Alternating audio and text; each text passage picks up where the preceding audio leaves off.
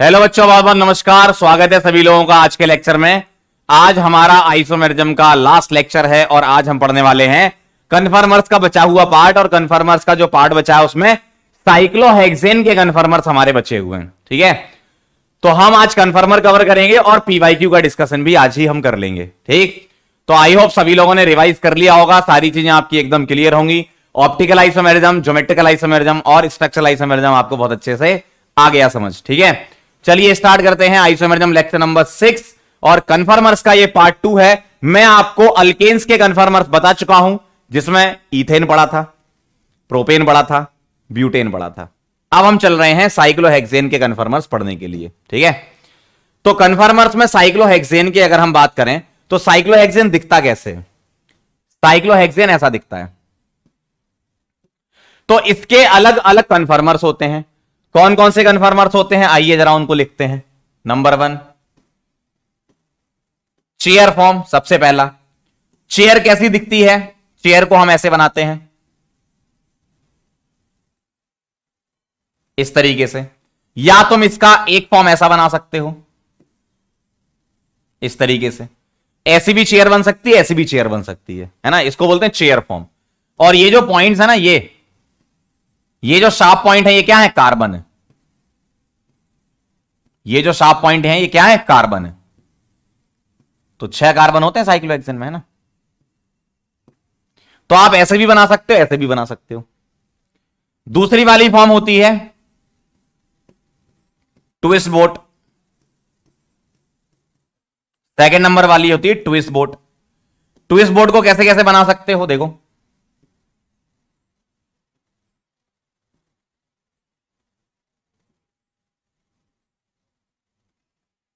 ऐसा बना सकते हो आप ट्विस्ट बोट को, और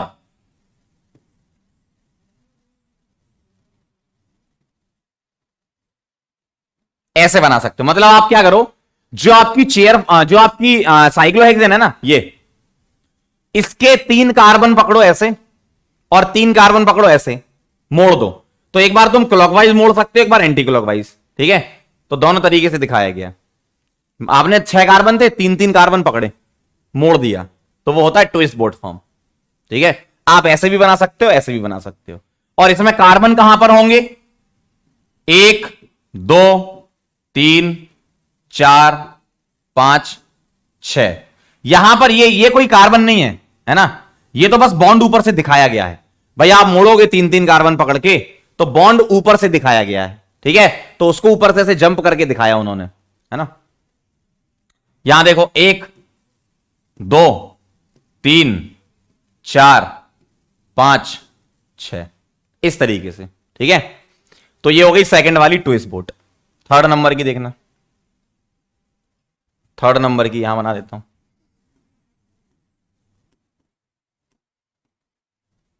अगला है बोट फॉर्म। बोट फॉर्म कैसी दिखती है? बोट ऐसी दिखती है, इस तरीके से। नाव तो सबने देख रखी है ना, वही है ये। तो अगली वाली है बोट फॉर्म। तो ये 6 कार्बन इसके हो गए ऐसे, है ना। और एक 4th नंबर पर है हाफ चेयर। आधी चेयर होगी और आधी बोट होगी। आधी चेयर होगी और आधी बोट होगी। कैसी दिखेगी देखना, इस तरीके से। या तुम इसको ऐसे भी बना सकते हो,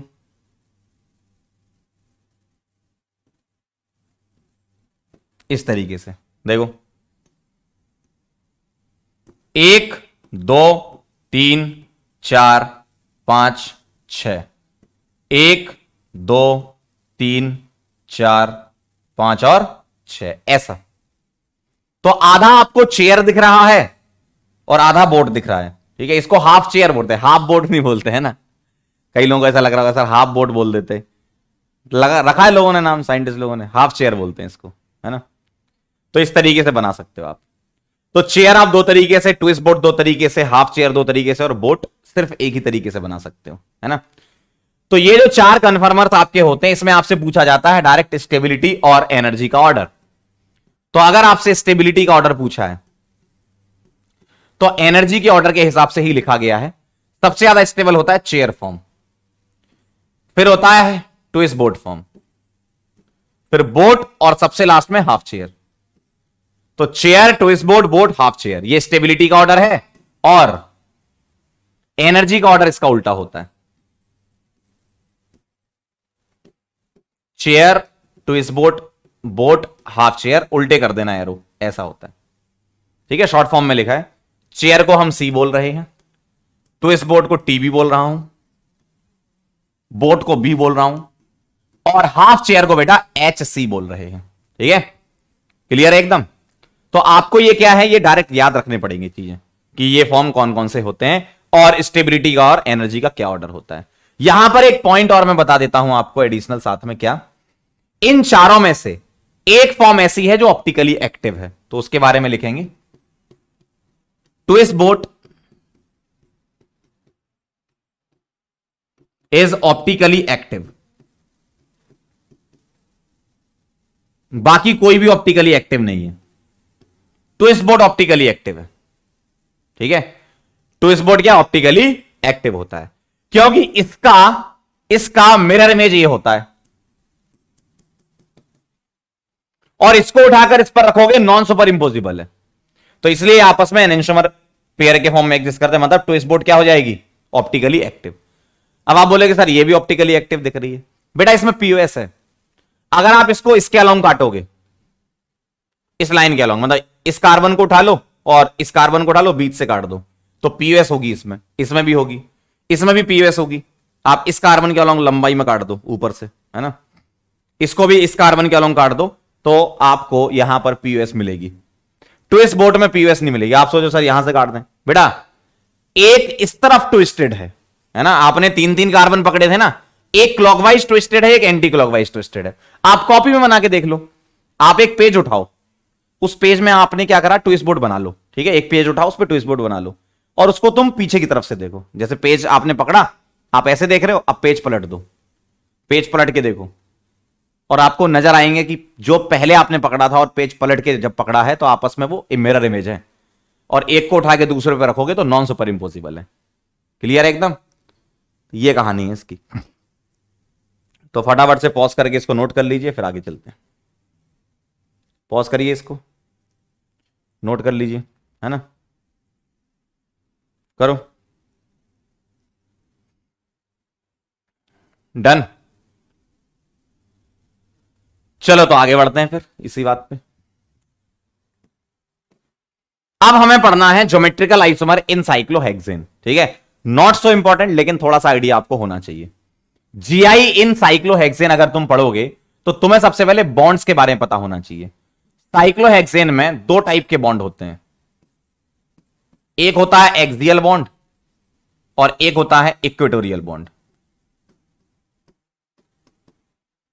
एक्सियल और इक्वेटोरियल। और किस फॉर्म में हम पढ़ते हैं, जीआई इन साइक्लोहेक्सेन इन चेयर फॉर्म, इन चेयर फॉर्म, चेयर फॉर्म में हम पढ़ते हैं। तो मैं पहले आपको बॉन्ड्स बता देता हूं, फिर मैं जीआई का आइडिया दे दूंगा आपको, है ना। तो एक काम करते हैं, पहले हम चेयर बना लेते हैं। ठीक है, जैसे अगर मैं चेयर बनाऊं तो ऐसी दिखेगी, जो बुक्स में बनाते हैं वैसे ही बना रहा हूं, है ना। बुक्स में इस तरीके से दिखाते हैं, ये वही है, ये वाला ही है जो मैंने अभी बनाया था ना, वही है, इसको थोड़ा फैला दिया है। तो बुक्स में इस तरीके से चेयर फॉर्म बनाते हैं। ठीक है, या तुम इसको ऐसे भी बना सकते हो, जैसे भी आपको बनाना हो, है ना। तो हम इसमें चेयर फॉर्म बनाएंगे, और चेयर फॉर्म को चलो मैं ऐसी वाली ले लेता हूं, इस तरीके से ऐसे दिखाते हैं। अब इसमें एक्सियल बॉन्ड भी होते हैं, इक्वेटोरियल बॉन्ड भी होते हैं। आइए बना लेते हैं। अगर मैं इसके एक्सियल बॉन्ड बना के दिखाऊं तो अल्टरनेट अप डाउन करना, जैसे यहां पर मैंने अप कर दिया तो यहां डाउन होगा, क्योंकि इतना तो पक्का है कि साइक्लोहेक्सेन में आपके पास 4 बॉन्ड होंगे हर एक कार्बन के, है ना। तो मैं एक्सियल बना रहा हूं, up down up down up down, ये एक्सियल बॉन्ड्स होते हैं। ये क्या है, एक्सियल बॉन्ड्स।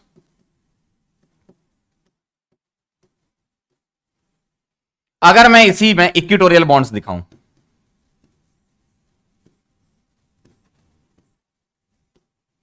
तो इस तरीके से बन गए ये इक्वेटोरियल बॉन्ड्स।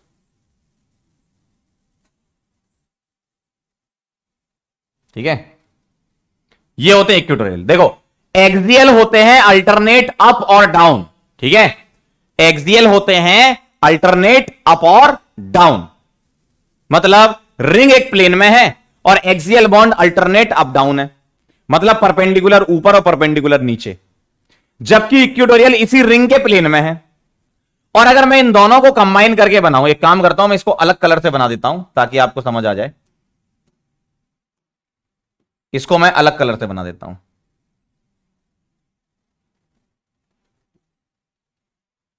अगर मैं इन दोनों को मिला दूं तो कैसा दिखेगा? अगर मैं इन दोनों को मिला दूं तो कैसा दिखेगा? अल्टरनेट अप डाउन कर दूं, up down, up down, up down, और इक्वेटोरियल वाले इसी प्लेन में ऐसे ऐसे ऐसे ऐसे ऐसे और ऐसे, इस तरीके से दिखा रहा हूं मैं।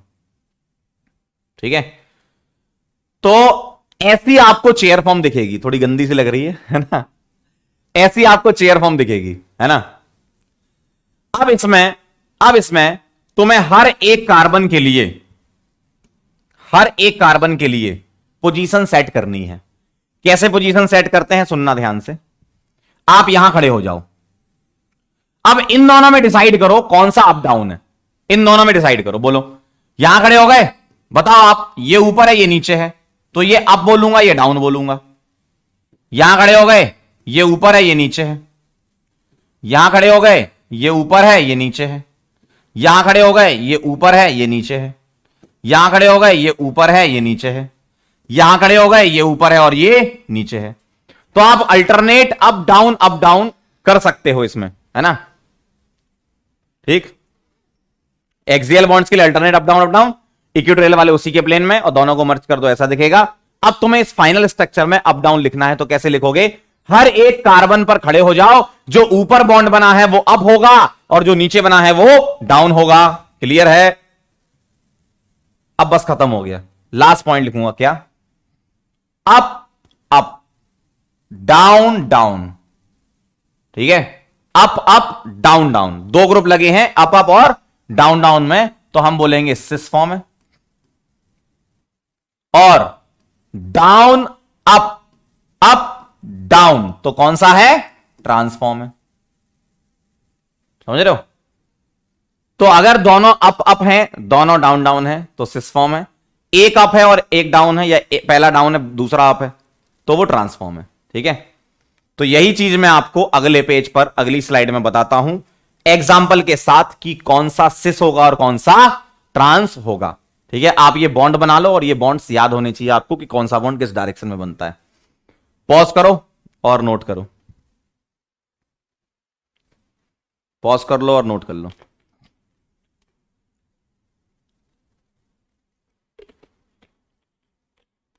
लिख लिया?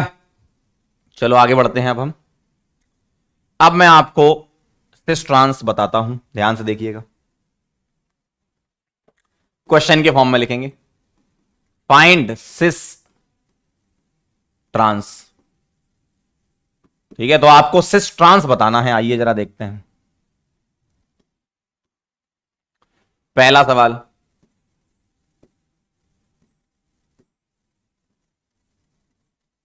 ऐसे छोड़ने का मतलब मिथाइल है यहां पे, चलो लिख लेते हैं मिथाइल।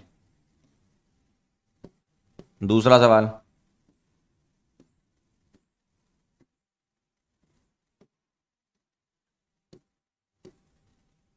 तीसरा सवाल,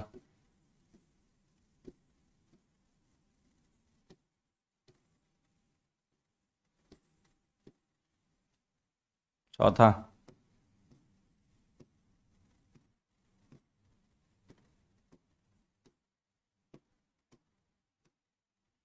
फिफ्थ। इतने सवाल कर लिए तो आप समझ जाओगे कि हां क्या चीज चल रही है ये।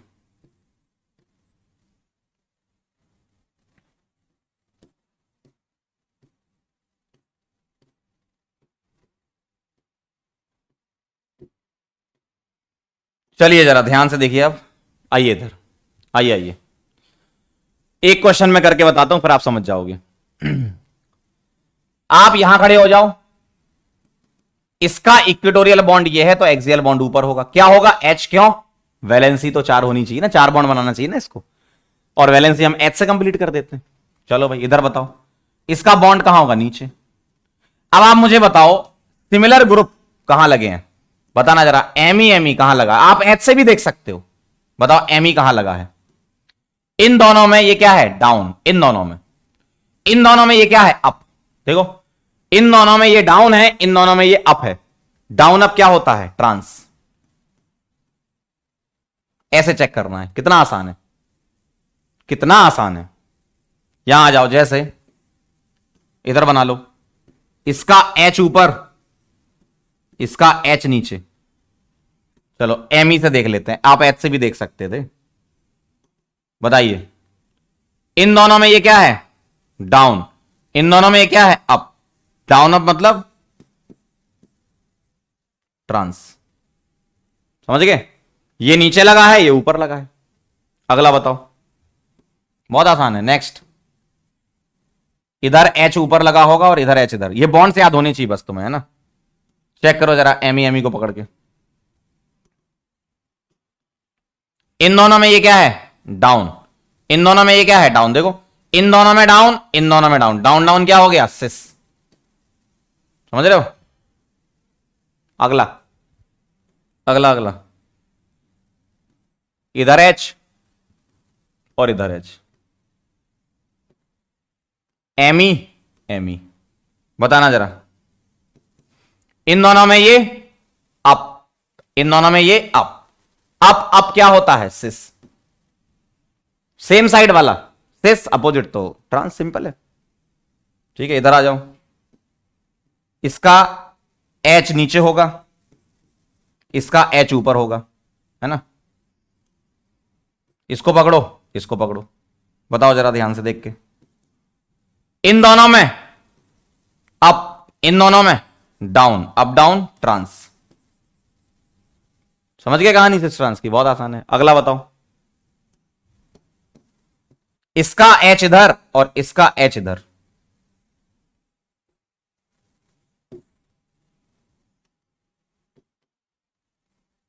अप, इन दोनों में एम यहां पे, इन दोनों में डाउन। देखो, इन दोनों में यहां पे ये डाउन है। Up down trans.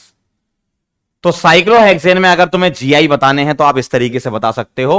Up up तो होता है सिस, डाउन डाउन तो होता है सिस, अप डाउन तो होता है ट्रांस, डाउन अप तो होता है ट्रांस। बस तुम्हें बॉन्ड पता होना चाहिए, एक्सियल इक्वेटोरियल बॉन्ड कैसे कैसे बनाते हैं। इतना अगर तुम्हें पता है काम हो जाएगा। पॉज करके इसको नोट करो, फिर हम आगे चलते हैं। लिख लो, पॉज कर लो, नोट कर लो।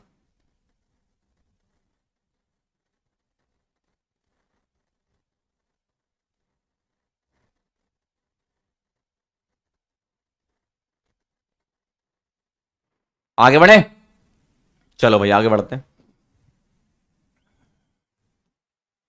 अब इसमें कुछ एडिशनल पॉइंट्स होते हैं, इसको कवर कर लेते हैं। जैसे 1,3 डायएक्सियल इंटरेक्शन क्या होता है, 1,3 डायएक्सियल इंटरेक्शन का क्या मतलब है वो देखेंगे। और अगर हाइड्रोजन बॉन्डिंग नहीं हो रही है तो रिपल्सन यहां पर क्राइटेरिया हो जाता है ना। अगर हाइड्रोजन बॉन्डिंग नहीं हो रही है तो रिपल्सन यहां क्राइटेरिया होता है। ध्यान से देखिएगा, 1,3 डायएक्सियल इंटरेक्शन का मतलब क्या है।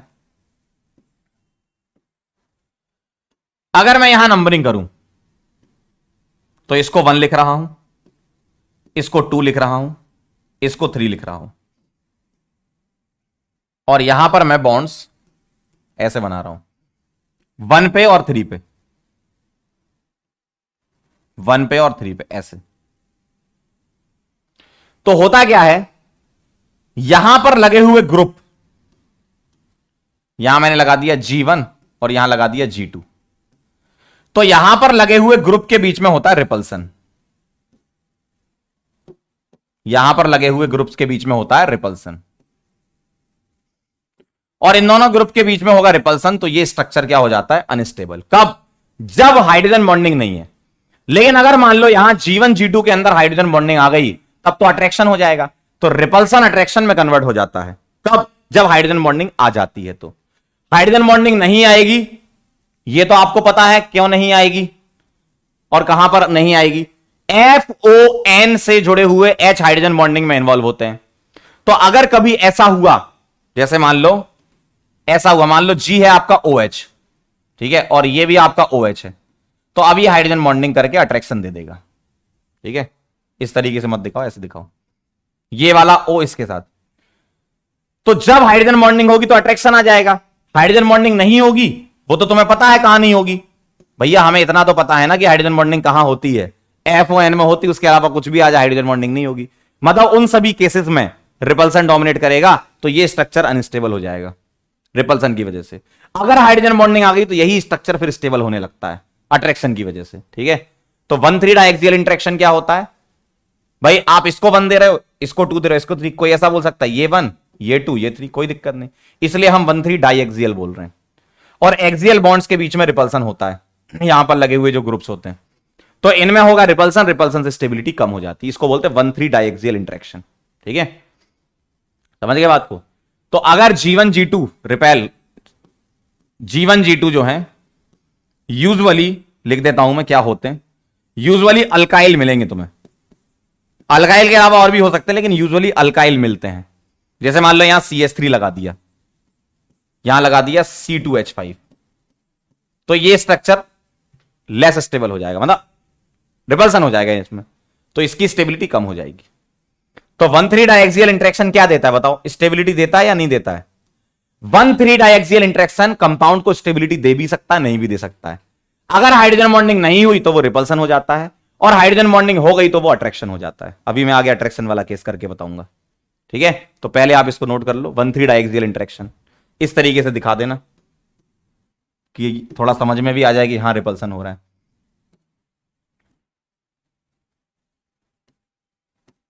ठीक है, ये ग्रुप एक दूसरे को क्या करेंगे, रिपेल।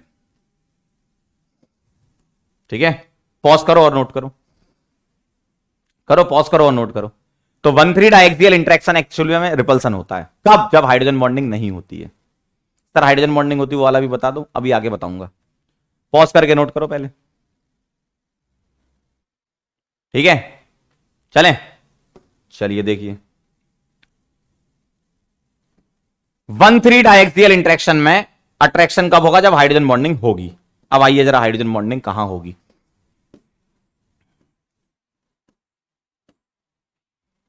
यहां मैंने लगा दिया इस जगह पर और इस जगह पर कोई ऐसा ग्रुप जो हाइड्रोजन बॉन्डिंग करता हो, जैसे OH OH।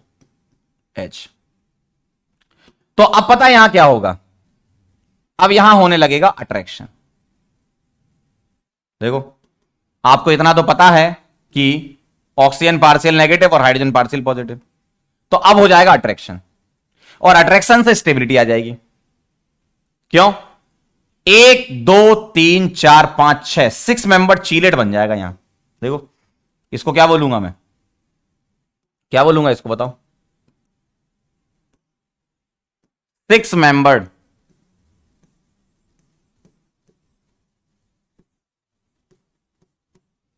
चीलेट बन जाएगा। और चीलेट बनना मतलब अच्छी बात है, इंट्रामोलिकुलर हाइड्रोजन बॉन्डिंग बोलोगे इसको, क्या बोलोगे, intramolecular H bonding, intramolecular hydrogen bonding हो जाएगी।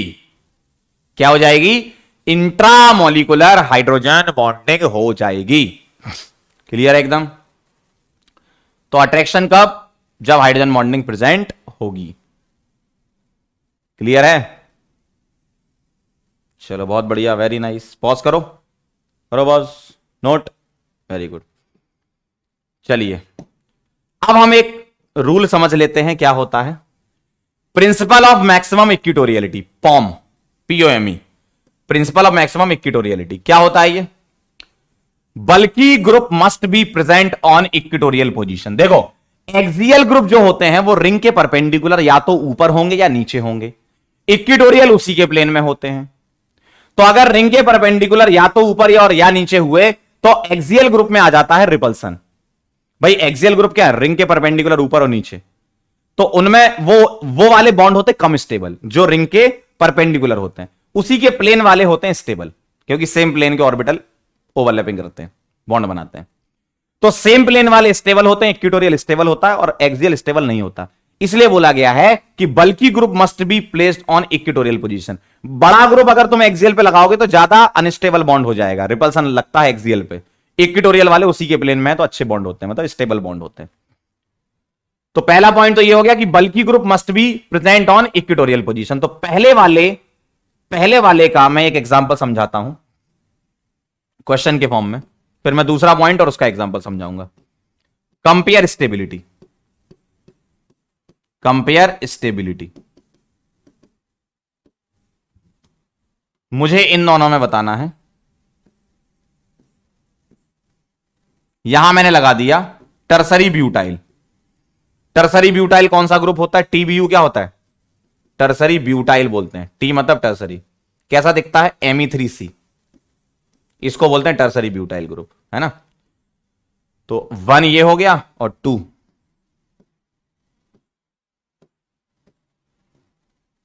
टीबीयू ऐसा। तो मुझे बताओ 1 और 2 में किसकी स्टेबिलिटी ज्यादा है। ये इक्वेटोरियल है, ये एक्सियल है, ये इक्वेटोरियल है, ये एक्सियल है। तो 1 इज ग्रेटर देन 2। देखो बल्कि group must be present on equatorial position, तो बल्कि ग्रुप इक्वेटोरियल पोजीशन, ये इक्वेटोरियल पोजीशन है, ये एक्सियल है। क्यों, अगर मैं यहां पर बॉन्ड बनाने जाऊंगा, एच दिखाओ, एच दिखाओ, तो ये पोजीशन कौन सी है, ये वाली, ये इक्वेटोरियल पोजीशन है। ये पोजीशन कौन सी है, ये एक्सियल पोजीशन है। इक्वेटोरियल स्टेबल होता है एक्सियल से, इसलिए हमने ये लिखा। तो बल्कि ग्रुप को कहां प्रेजेंट होना है, इक्वेटोरियल पोजीशन पर, ठीक है, ये ध्यान रखिएगा। अगला सेकंड ये कह रहे हैं कि maximum number of groups must be present on equatorial position. Sir इसका मतलब भी समझा दो, आओ जरा। ये हो गया आपका सवाल नंबर 1। दूसरा सवाल देखेंगे।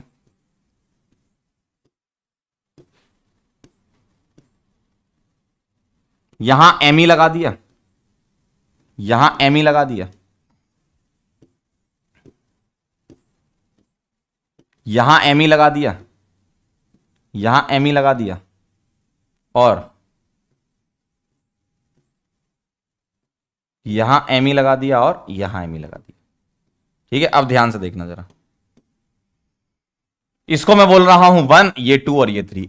स्टेबिलिटी कंपेयर करानी है 1 2 3 में, ठीक है, 1 2 3 में स्टेबिलिटी कंपेयर करानी है। अब आप मुझे बताइए ये ग्रुप कहां कहां लगे, ये कौन सी पोजीशन होती है, इक्वेटोरियल। ये कहां लगा है, एक्सियल, और ये कहां लगा है, इक्वेटोरियल। ये कहां लगा है, एक्सियल, और ये कहां लगा है, एक्सियल। अब आप मुझे बताओ मैक्सिमम इक्वेटोरियलिटी का अगर प्रिंसिपल लगाया जाए तो 1 सबसे ज्यादा होगा, क्योंकि दोनों इक्वेटोरियल पर हैं। एक एक्सियल एक इक्वेटोरियल, तो उसके बाद 2 आएगा, और लास्ट में क्या आएगा, 3 आएगा। देखो दोनों एक्सियल पर है, चेक कर लो, चेक कर लो। दोनों इक्वेटोरियल, एक एक्सियल एक इक्वेटोरियल, और दोनों एक्सियल, देख लो। तो इक्वेटोरियल पर ज्यादा से ज्यादा ग्रुप होने चाहिए, इसलिए हमने ये स्टेबिलिटी का ऑर्डर लिखा। तो यहां पर हमने ये बोला कि बल्कि ग्रुप इक्वेटोरियल होना चाहिए, यहां ये बोला कि अगर एक से ज्यादा ग्रुप हुए तो ज्यादा से ज्यादा ग्रुप इक्वेटोरियल पर होना चाहिए, ठीक है। तो ये होता है प्रिंसिपल ऑफ मैक्सिमम इक्वेटोरियलिटी। नोट कर लो, पॉज करो, करो पॉज, नोट करो, डन, चलें आगे, वेरी गुड।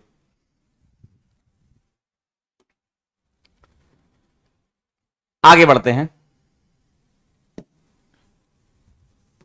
हाइड्रोजन बॉन्डिंग की कंडीशन बड़ी इंपॉर्टेंट होती है हमारे लिए।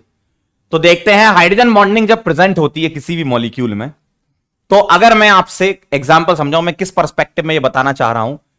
When H bonding is present, जैसे मान लो मेरे पास ऐसा लिखा है,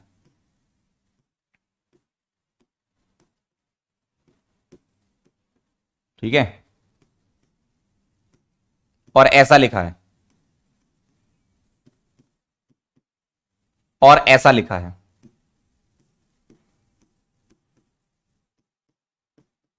ठीक है, तो अगर गौर से देखें तो इसको मैं 1 2 बोलूंगा, इसको मैं 1 2 बोलूंगा, और इसको मैं 1 2 बोलूंगा। देखना, समझना जरा बात को। सॉरी 1 2 नहीं, 1 3 बोलूंगा, 1 4 बोलूंगा। ये 1 2, ये 1 3, और ये वाला 1 और ये वाला 4। 1 2 1 3 1 4। ठीक है, अब ध्यान से सुनना। अगर मैं 1 2 की बात करूं, 1 2 की, तो मैंने अगर इसको 1 माना तो इसको 2 मान लेता हूं। ठीक है, इसको 1 इसको 2 मान लेता हूं। तो इसका स्टेबल फॉर्म कौन सा होगा, ध्यान से देखिएगा। यहां पर मैं OH लगा दूं इक्वेटोरियल पर, और यहां पर मैं OH लगा दूं इक्वेटोरियल पर। इसका H एक्सियल पे होगा और H एक्सियल पे होगा। मतलब यहां पर इक्वेटोरियल स्टेबल होता है, ये वाला।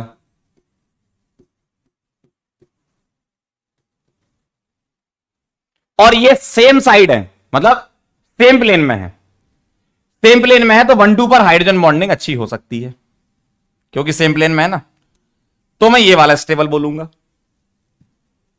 अगर मैं 1 3 की बात करता हूं, 1 3 की, तो अभी मैंने आपको 1 3 डाइएक्सियल इंटरेक्शन में समझाया था ये चीज, क्या कि अगर यहां पर OH और यहां पर OH लगा है तो अब इक्वेटोरियल स्टेबल नहीं होगा बेटा, अब एक्सियल स्टेबल हो गया। देखो, अब इक्वेटोरियल स्टेबल नहीं होगा, अब एक्सियल स्टेबल हो गया। क्यों? हाइड्रोजन बॉन्डिंग, 6 मेंबर चीलेट अभी सिखाया तो पीछे।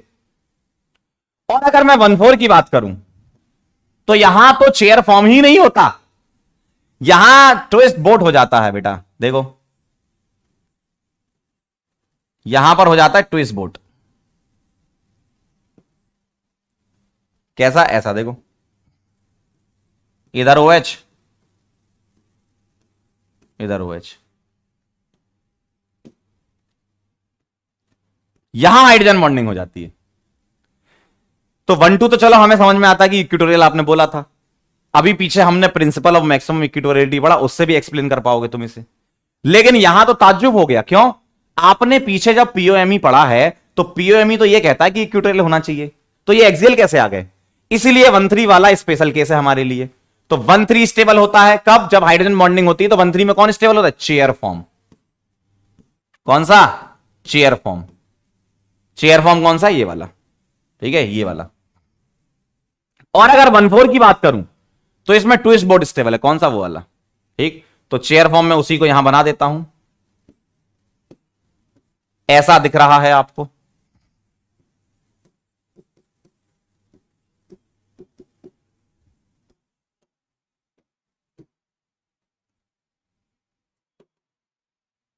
और 1 4 में ट्विस्ट बोट,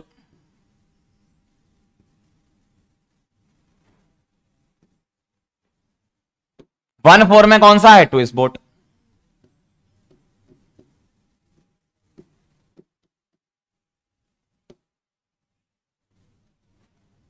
इस तरीके से देखो, सही है? समझ गए बात को? तो 1 2 तो चलो हमें समझ आ रहा है कि POME के हिसाब से इक्वेटोरियल पे लगना चाहिए, लगा भी हुआ है। 1 3 और 1 4 की अगर मैं बात करूं, 1 3 और 1 4 की अगर मैं बात करूं, तो 1 3 वाला और 1 4 वाला गौर से देखो, गौर से देखो, ये एक्सियल स्टेबल हो रहा है। हाँ, क्यों? हाइड्रोजन बॉन्डिंग की वजह से। और यहां तो चेयर ही चेंज हो गया भाई, यहां तो ट्विस्ट बोट स्टेबल होने लगता है 1 4 पर।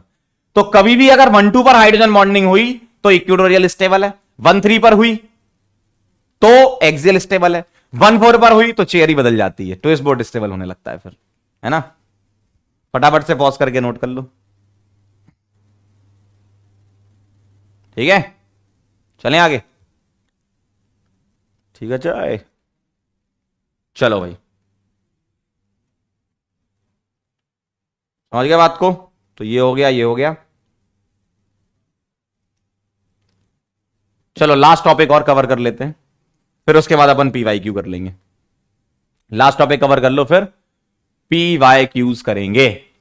Conversion of Fischer projection formula into Newman and sawhorse, ये क्या होते हैं सर? आइए जरा, मेरे पास फिशर प्रोजेक्शन फॉर्मूला दे रखा है CH3, समझना बात को। बात को जरा गौर से समझिएगा। HOH HOHCH3, ये मेरे पास फिशर प्रोजेक्शन फॉर्मूला दे रखा है कंपाउंड का। मुझे क्या करना है, कन्वर्जन करना है इसका न्यूमैन और सॉहर्स में। तो पहला एक इंपॉर्टेंट पॉइंट तो यही है, अपना ओपी पॉइंट क्या है, अपना ओपी पॉइंट ये कहता है कि फिशर प्रोजेक्शन फॉर्मूला FPF यानी कि Fischer projection formula is always an eclipse form. Fischer projection formula हमेशा इक्लिप्स्ड फॉर्म होता है। जी सर, आइए जरा कैसे बनाना है। पहले हम फिशर से सॉहर्स बनाएंगे और सॉहर्स को कन्वर्ट करेंगे न्यूमैन में। ठीक है, सॉहर्स फॉर्मूला कैसा दिखता है ध्यान से देखना, समझना बात को। और आपने क्या बोला, आपने बोला कि Fischer projection formula is always an eclipse form. तो हमें क्या करना है, सॉहर्स का इक्लिप्स बनाना है। और सॉहर्स का इक्लिप्स क्या होता है, बहुत ध्यान से देखेंगे। सॉहर्स का इक्लिप्स जैसा होता है, आप तो ऐसे याद कर लो, याद करने के लिए वाई वाई देखो, सॉहर्स का इक्लिप्स होता है वाई वाई, ऐसा बना लो या ऐसा बना लो। ये जो वाई जैसा दिख रहा है ना, या तो सीधा वाई या उल्टा वाई बना लो, है ना। तो ये 3 बॉन्ड है, एक्चुअल में दिखता वो वाई जैसा है, 3 बॉन्ड है। चौथा तो ये सीसी के बीच बना हुआ है, 1 2 3 बॉन्ड ये है, चौथा यहां बना है, 3 बॉन्ड ये, चौथा यहां। तो या तो ऐसा बनाओ या ऐसा बनाओ, ये क्या होते हैं, इक्लिप्स फॉर्म। ठीक है, एक सीधा वाई एक उल्टा वाई स्टैगर्ड होगा, लेकिन फिशर प्रोजेक्शन हमेशा इक्लिप्स होता है। तो आप तो बस अपने दिमाग में बिठा लो, इन दोनों में से कौन सा लिया करेंगे अपन, हमेशा सीधा लो ना, ये बनाया करेंगे ऑलवेज, हमेशा के लिए फिक्स कर लो। कभी भी कोई भी सवाल है हम ऐसे बनाएंगे इक्लिप्स को। ठीक है, तो मैंने यही बनाया है। अब फिशर के जो वर्टिकल्स होते हैं, ये फिशर के जो वर्टिकल्स होते हैं वो सॉहर्स के डाउन होते हैं। तो CH3 यानी कि मिथाइल मैंने यहां लगा दिया और यहां लगा दिया। ठीक, इस वाले कार्बन को बोलते हैं ये वाला कार्बन, और इस वाले कार्बन को बोलते हैं ये वाला कार्बन। हम यहां लिखते हैं फ्रंट कार्बन, क्योंकि यहां से देख रहे हो। ठीक है, इधर खड़े हैं, ये फ्रंट है, इधर चले तो ये बैक हो गया, पीछे हो गया। तो ये फ्रंट है, ये बैक है। तो ये वाला कार्बन ये है फ्रंट, और ये क्या है, बैक। ऐसा, इसको फ्रंट और इसको बैक बोलते हैं। अब आप फ्रंट वाले कार्बन यानी कि यहां खड़े हो जाओ और हाथ फैला लो, ऐसे फ्रंट पर खड़े हो जाओ, हाथ फैला लो, H left OH right, H left OH right. Back वाले पे भी खड़े हो जाओ, H left OH right, H left OH right. ये बन गया आपका सॉहर्स प्रोजेक्शन फॉर्मूला। एक न्यूमैन होता है, एक सॉहर्स होता है, समझे बात को। तो ये जो वर्टिकल हैं ये डाउन होंगे, तो डाउन में लगा दिए। ये फ्रंट होता है, फ्रंट को ऐसे लिखा, बैक को ऐसे लिखता। हो सकता है किसी और बुक में या कोई और टीचर आपको अलग तरीके से बताता हूं, ये मैं अपना तरीका सिखा रहा हूं, मैं इस तरीके से बनाता हूं। हर एक का अपना अपना तरीका होता है इन सब फॉर्मूले को कन्वर्जन के लिए, है ना। तो मैं क्या करता हूं, ये जो वर्टिकल है वो डाउन पे लगा देता हूं, front H left OH right, front H left OH right, ऊपर वाला बैक है, यहां पे पीछे वाला बैक है ना। H left OH right, H left OH right, ऐसे। तो ये क्या हो गया, सॉहर्स, इसको बोलते हैं सॉहर्स फॉर्मूला। अब तुम्हें सॉहर्स से न्यूमैन बनाना है, बहुत अच्छा है। पता है क्या करो, ये डॉट वाला और ये वाला कार्बन पकड़ के चिपका दो, मतलब बीच में ये बॉन्ड खत्म कर दो। तो ये और ये चिपका दो, कैसा दिखेगा देखना। फ्रंट वाले को डॉट से और बैक वाले को राउंड से रिप्रेजेंट कर रहा हूं मैं, फ्रंट वाले को डॉट से और बैक वाले को राउंड से रिप्रेजेंट कर रहा हूं। ठीक है, क्या बनाना है, वाई वाई।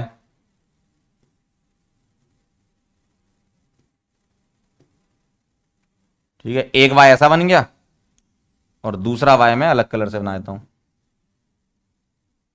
इस तरीके से दिखेगा।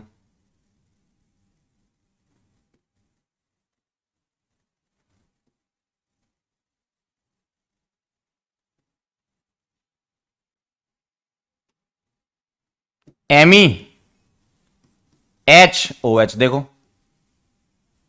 इस वाले पे फ्रंट वाले पे नीचे MEHOH, फिर HOH और नीचे ME, है ना। यहां एमी, इधर एच और इधर एच, सॉरी इधर एच, लेफ्ट साइड एच है और राइट साइड ओ एच, ऐसा ऐसा दिखेगा। देखो, या तो आप उल्टा सोच लो, क्या अगर मैं इस डॉट को और राउंड को पकड़ के खींच दूं, किसको, डॉट को पकड़ो, राउंड को पकड़ो, खींच दो, तो ये बन जाएगा। देखो, डॉट और राउंड को पकड़ के खींच दिया तो ऐसा दिखेगा। डॉट और राउंड को पकड़ के खींच दिया, देख लो आप, अगर तुम डॉट और राउंड को पकड़ के खींच दोगे तो ऐसा दिखेगा। या इस डॉट को और इस वाले को, फ्रंट वाले बैक वाले को मिला दो, चिपका दो, चिपकाओगे तो ऐसा दिखेगा। क्लियर है एकदम। तो इस तरीके से कन्वर्जन करते हैं। तो पहले आप क्या करो, फिशर से सॉहर्स में कन्वर्जन कर लिया करो इस तरीके से, और सॉहर्स से न्यूमैन में कर लिया करो। ठीक है, इस तरीके से कन्वर्जन इसका करते हैं। पॉज करके इसको आप नोट कर सकते हैं, मैं लिख देता हूं, ये सॉहर्स था, ये न्यूमैन फॉर्मूला है।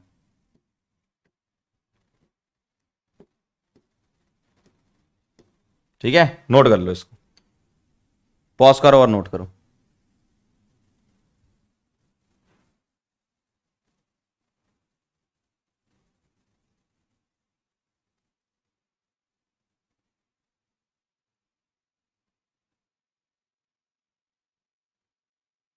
चलें आगे बढ़े, चलिए भाई। तो ये कहानी थी, इसकी जरूरत पड़ेगी अपने को पीवाईक्यू में, करेंगे अभी अपन, है ना। तो ये था, इतना पढ़ना था आपको कन्फर्मर्स में। और जो सबसे ज्यादा इंपॉर्टेंट है वो मैं बता देता हूं, ये वाला स्लाइड सबसे ज्यादा इंपॉर्टेंट है। ये अगर आपको साइक्लोहेक्सेन के कन्फर्मर्स में सारी चीजें छोड़नी है, आप बिल्कुल छोड़ सकते हो। क्या रखना है ध्यान, ये वाली स्लाइड। ठीक है, बाकी वेरी वेरी लेस इंपॉर्टेंट है, लेकिन है इसलिए पढ़ रहे हैं, है ना। चलो आओ जरा, अब चलते हैं अपन पीवाईक्यू। ठीक है, आप पॉज करके ट्राई करना और चेक करते जाना आंसर्स। क्लियर है एकदम। तो पीवाईक्यू हम स्टार्ट कर रहे हैं। पहला सवाल आपके सामने आपकी स्क्रीन पर ये दिख रहा है, देखिए, पॉज करो और ट्राई करो, फिर मैं बताऊंगा। The geometrical isomerism is shown by, ये चेक करना है। ठीक है, आइए जरा करते हैं स्टार्ट। आप पॉज करके ट्राई कर लो पहले।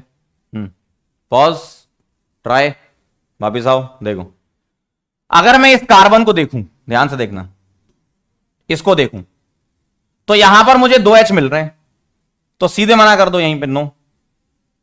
ठीक है, अगला देखो बी ऑप्शन। अगर मैं यहां देखूं तो यहां भी 2H मिल रहे हैं, सीधा सीधा मना करो, नो, डिफरेंट होने चाहिए ग्रुप, है ना। अगर मैं यहां पे देखूं तो मुझे ये दोनों डिफरेंट दिख रहे हैं, मतलब यहां से एग्जीबिशन हो रहा है। दूसरी साइड देखो, अगर मैं यहां से देखता हूं तो देखो जरा, इधर से चेक कर रहे हो, यहां चले 2H, यहां चले 2H, आगे बढ़े फिर से एक कार्बन, उस पे 2H, आगे बढ़े फिर से एक कार्बन और उस पे 2H। अब जैसे ही तुम इधर से इस तरफ आओगे और इधर से इस तरफ आओगे, तो ये दोनों रास्ते तुम्हें सेम मंजिल पर ले जाएंगे। देखो, ये और ये दोनों रास्ते तुम्हें सेम मंजिल पर ले जाएंगे। यहां पे क्या है, एम ही दिख रहा है और एक H होगा, सेम मंजिल पर ले जाएंगे। इसका मतलब इधर से और इधर से ये सेम ग्रुप है दोनों, और अगर ग्रुप सेम है इसका मतलब ये जीआई एग्जिबिट करेगा ही नहीं, तो ये भी मना कर दो। आंसर क्या बचा, डी बचा। चेक कर लेते हैं, आइए, यहां से देखना है और यहां से देखना है। ठीक है, इससे देखा दोनों डिफरेंट हो रहा है एग्जीबिशन, यहां से चेक करो। इससे तुम यहां चले 2H, इससे तुम यहां चले 2H, इससे तुम यहां चले एक कार्बन के पास 2H, इससे तुम यहां चले एक H, और ये क्या है बेटा, ये क्या है बताओ, ये है मिथाइल इधर। तो अब आप गौर से देखो, तुम यहां से जब इधर चल रहे थे तो ये तो सेम आया, लेकिन अगला वाला ये डिफरेंट हो गया। ये देखो, ये वाला और ये वाला डिफरेंट है। क्यों, इस पर 2H है, इस पर एक H और एक मिथाइल है, तो डिफरेंट ग्रुप हो गए, डिफरेंट इसका मतलब एग्जिबिट कर जाएगा। क्लियर है एकदम, क्लियर है एकदम। ठीक है बेटा, चलो भाई, बहुत बढ़िया हो गया था, आंसर आ गया था। अगला सवाल, the configuration of the given compound बताओ। आर है, एस है, जेड है या ई है। देखो, ई और जेड तो हो ही नहीं सकते, वो तो डबल बॉन्ड में होते हैं। कायरल कार्बन में तो या तो आर या एस, है ना। आओ जरा चेक करते हैं, CIP रूल लगाओ। अगर मैं CIP रूल लगाऊंगा तो BrCl कार्बन और हाइड्रोजन में Br, पहले आप एक काम करो, पॉज करके ट्राई तो कर लो क्या रहा आपका, पॉज ट्राई खुद से करते जाओ, है ना, मैच करना चाहिए आंसर। Br को मैं 1 लिख दूं, Cl को 2 लिख दूं, इसको 3 लिख दूं और इसको 4 लिख दूं। 1 से 2, 2 से 3 शॉर्टेस्ट पाथ, क्या आएगा R। क्या आंसर स्विच करना है, चेक कर लो। डैश वैज में जब मैंने RS सिखाया था तो डैश वाले पर 4 होता था तो स्विच नहीं करते थे। तो जो तुम्हारा आंसर आया वही आंसर है। क्या आंसर आया, बदलापुर। चेक कर लो एक बार, सही आया था, सभी लोग चेक कर लो क्या सही आया था आंसर। ठीक है, अगला सवाल, which one of the following pair represent the stereo isomerism. बताओ, linkage, geometrical, chain, rotational, optical, geometrical, structural and geometrical. बताओ, बोलो क्या लग रहा है, रिप्रेजेंट स्टीरियो आइसोमेरिज्म। पॉज करके ट्राई कर लो, सबका आंसर आ गया होगा बेटा। ऑप्टिकल और ज्योमेट्रिकल जो है वो स्टीरियो के पार्ट है, चेन नहीं। क्लियर, ऑप्टिकल ज्योमेट्रिकल स्टीरियो के पार्ट है। अगला, correct configuration of the following is, मतलब RS निकालना है। ठीक है, RS निकालना है, निकाल लेते हैं। आओ जरा इसका निकालते हैं और इसका निकालते हैं। आइए, इसका निकालोगे तो ये 1 आएगा ऑक्सीजन। ठीक है, हाइड्रोजन तो देखो हमेशा 4 आएगा। इधर से ऊपर चले कार्बन, इधर से नीचे चले कार्बन, कार्बन के बाद हाइड्रोजन, यहां कार्बन के बाद ऑक्सीजन, हायर प्रायोरिटी वाला लेना है। तो ये 1 आएगा, नीचे 2 देंगे हम और इधर 3 देंगे। क्यों, ऊपर कार्बन के बाद H है, नीचे कार्बन के बाद O है। तो इसको मैं ऐसे लिख सकता हूं 1 2 3 4, फिशर में ऐसे लिख सकते हो ना। ऐसे जाओगे क्या आएगा R, लेकिन आंसर को स्विच करके S लिख देंगे। क्यों, 4 वाला हॉरिजॉन्टल पर है, 4 वाला हॉरिजॉन्टल पर है। ठीक है, अगला देखना जरा। अगर मैं इस वाले के लिए चेक करूं, ऑक्सीजन 1 हाइड्रोजन 4, अब तुम इससे इधर चलोगे तो कार्बन आ रहा है, इससे इधर चलोगे तो कार्बन आ रहा है, कार्बन के बाद H आ रहा है, कार्बन के बाद O आ रहा है। तो ये 1 था, ये 4 था, कार्बन के बाद O, कार्बन के बाद H, तो ये 2 और ये 3 ऐसा दिखेगा। तो मैं इसको ऐसे लिख लूं 1 2 3 और 4। ऐसे जाओगे एंटी क्लॉकवाइज क्या आएगा, 1 से 2, एंटी क्लॉकवाइज क्या आएगा S। क्या मैं इसको स्विच कर दूं, 4 वाला वर्टिकल पर है, स्विच नहीं करना, S आएगा। मतलब दोनों का S S आ रहा है और एक ही ऑप्शन में दिख रहा है। सर ये 2 और 3 का क्या मतलब है, 2 और 3 IUPAC नंबरिंग से आते हैं। कैसे, अगर मैं IUPAC की नंबरिंग करूं तो IUPAC नंबरिंग में ये 1 आएगा, ये 2 आएगा, ये 3 आएगा, ये 4 आएगा, IUPAC नंबरिंग। तो ये सेकंड वाला कार्बन है, ये थर्ड वाला, तो 2 3 कहां से आते हैं, ये जो आगे लिखे हुए हैं डिजिट, IUPAC नंबरिंग के हिसाब से। ठीक है, ये कौन सी वाली नंबरिंग है, IUPAC नंबरिंग।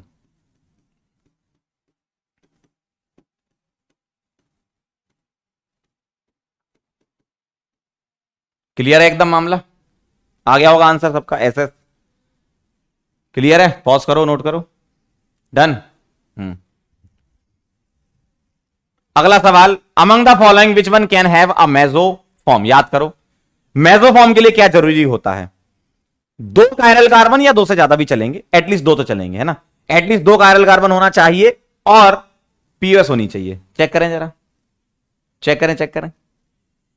क्या A वाले में देखें, A वाले में ये कायरल है, यस सर, ये कायरल है, यस सर। क्यों, इस वाले पर मिथाइल H OH और ये ग्रुप, और इस वाले पर H ये ग्रुप, एक Cl और ये ग्रुप डिफरेंट, मतलब कायरल है। क्या इसमें POS आएगी, नहीं आएगी। क्यों, यहां OH है, यहां Cl है, यहां CH3, यहां C2H, इतना तो दिख ही रहा है। तो कायरल कार्बन तो है लेकिन इसमें POS नहीं है, तो मेसो नहीं होगा। तो A वाला काट दूं, सेकंड वाला चेक करूं, ये वाला देखो। अगर मैं इसको गौर से देखूं, ये कायरल है, ये कायरल है, और यहां POS आ जाएगी। देखो इक्वल पार्ट में डिवाइड हो जाएंगे, इसका मतलब सेकंड वाले का मेसो बन सकता है। अगर तुम्हें बनाना है सेकंड वाले का मेसो तो ऐसा बनेगा। अगर तुम्हारी इच्छा सर बना के भी दिखा दो एक बार, तो देख लो अंकल, ऐसा दिखेगा, देखो। और इसमें POS दिख रही है, देखो ना, ये रही इसमें POS, कायरल भी है POS भी है, तो कायरल के साथ POS मतलब मेसो। अगला देखो, अगले वाले में देखोगे तो यहां इथाइल लगा है और इधर मिथाइल लगा है, कायरल तो है ये लेकिन POS आएगी नहीं। डी वाला देखो, डी वाले में ये कार्बन कायरल आ गया, लेकिन एक कायरल कार्बन में मेसो नहीं होता, तो ये भी गलत।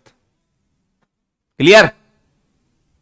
पॉज करके नोट कर लो, पॉज करके नोट कर लो। डन। चलो आगे बढ़ते हैं, अगला सवाल।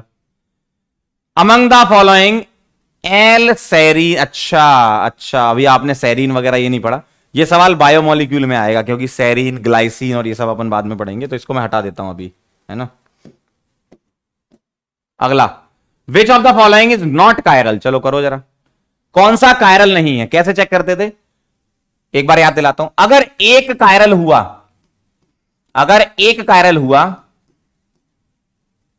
ऑलवेज एक कायरल कार्बन हुआ, अगर एक कायरल कार्बन होता ऑलवेज ऑप्टिकली एक्टिव होगा। ओए मतलब क्या होता था, ऑप्टिकली एक्टिव। और ऑप्टिकली एक्टिव अगर कोई होता है तो हम उसको बोलते थे कायरल मॉलिक्यूल। ठीक है, ध्यान रखना, ऑप्टिकली एक्टिव अगर कहीं लिखा देखें आप तो वो कायरल मॉलिक्यूल होता है। ठीक है, कायरल मॉलिक्यूल। तो क्या पूछा आपसे, which of the following is not chiral. अब यहां कार्बन नहीं पूछना है, ये क्या पूछना है, कंपाउंड के बारे में पूछना है ना, कायरलिटी, मतलब उनका पूछना है कि which of the following is not optically active. ठीक है, कौन सा ऑप्टिकली एक्टिव नहीं है। चलो भाई बताना। 2 ब्यूटेनॉल की अगर मैं बात करूं तो 2 ब्यूटेनॉल ऐसा दिखेगा। अब आप मुझे बताएं, क्या ये कार्बन कायरल है? ये जी सर है, ये वाला कार्बन कायरल है, और एक ही कायरल होता है तो always optically active, always optically active. ठीक है, अच्छा अगर इस चीज को पूरा करते हैं, अगर 2 कायरल कार्बन्स होते, 2 कायरल कार्बन्स, तो क्या करना होता, चेक पीओएस। अगर पीओएस नहीं होती तो ऑप्टिकली एक्टिव, और पीओएस होती तो ऑप्टिकली इनएक्टिव। ओआईए मतलब ऑप्टिकली इनएक्टिव। ठीक है, चलिए बताइए। 2,3 डाइब्रोमो पेंटेन की बात करूं, पेंटेन कैसा दिखेगा, ऐसा 2 पर ब्रोमो और 3 पर ब्रोमो। क्या ये कायरल कार्बन है? जी सर है। क्यों? एक एच होगा, बाकी चारों ग्रुप दिख रहे हैं डिफरेंट है। यहां भी अगर मैं बात करूं तो ये कायरल है। क्या इसमें पीओएस है? नहीं दिख रही पीओएस कहीं से भी, क्योंकि यहां मिथाइल लगा, यहां इथाइल लगा है, इसका मतलब ये ऑप्टिकली एक्टिव होगा। तो 2 कायरल थे, मैंने क्या चेक किया, पीओएस नहीं मिली तो ऑप्टिकली एक्टिव, ऐसे चेक करना है। अगला बताओ, 3 ब्रोमो पेंटेन, 3 ब्रोमो पेंटेन ऐसा दिखेगा। अब यहां तो कायरल कार्बन ही नहीं है, तो अगर एक भी कायरल कार्बन नहीं है तो ऑप्टिकली इनएक्टिव बोल दो, चेन्नई। स्पेशल केसेस पर ध्यान रखना कि बिना कायरल कार्बन के स्पेशल केसेस कौन से थे, बाइफिनाइल, क्यूमिलिन्स, स्पाइरिन्स वगैरह। ठीक है, अगला 2 hydroxy propanoic acid. Propanoic acid कैसा दिखता है, ऐसा, और 2 पर क्या लगा है, हाइड्रोक्सी। तो यहां पर मुझे एक कायरल दिख रहा है, देखो ये क्या है, एक कायरल कार्बन है, यहां एच होगा ना, और एक कायरल कार्बन था ऑलवेज ऑप्टिकली एक्टिव। तो मैंने पूरे क्वेश्चन में डिटेल सॉल्यूशन दिया आपको, इस पूरे सवाल में मैंने डिटेल सॉल्यूशन बताया, और इसमें क्या बताया मैंने, कैसे चेक करना है, और चेक करके भी दिखाया है। ठीक है, तो सीख लो ये चीज और आगे गलत मत करना कभी। पॉज करके नोट करो, पॉज, नोट, क्लियर। चलो अगला सवाल, has a chiral centre, which one of the following represent its R configuration. मतलब आरएस निकालना है इसका, फटाफट से निकाल लो, पॉज करके ट्राई करो, आ जाएगा आंसर। पॉज करके ट्राई करो, आंसर आ जाएगा। पॉज करो, ट्राई करो। ठीक, आइए जरा निकाल लेते हैं अपन। सीएल को 1 लिखूंगा, इसको 2 लिखूंगा, इसको 3 लिखूंगा और इसको 4। 1 2 3 4 शॉर्टेस्ट पाथ, ऐसे जाओगे, क्या आएगा, आर, लेकिन स्विच करके ऐसे लिख देना। क्यों? 4 वाला हॉरिजॉन्टल पर है। अगला बताओ, बी वाला, CL1, ये 2, ये 3, ये 4, 1 2 3 4, क्या आएगा, आर। स्विच करना है क्या? नहीं, क्यों, 4 वाला वर्टिकल पे, तो आर चाहिए था ना, तो बदलापुर आंसर आ गया। बाकी चेक कर लेते हैं, आओ। इसमें देखो, ये 1, ये 2, CIP रूल लगा रहे हैं, ये 4, आर आ रहा है, लेकिन स्विच करके एस कर देंगे। क्यों? शॉर्टेस्ट पाथ से तो आर आ रहा था, 4 वाला हॉरिजॉन्टल पर है। इधर आ जाओ, ये 1, ये 2, ये 3, ये 4, ऐसे जाओगे 1 से 2 shortest path, anti clockwise S आ रहा है, स्विच करना है क्या? नहीं, क्यों? 4 वाला वर्टिकल पे, ठीक है, इस तरीके से। तो बदलापुर आंसर आ गया आपका। पॉज कर लो, नोट कर लो, ठीक है, चलें आगे।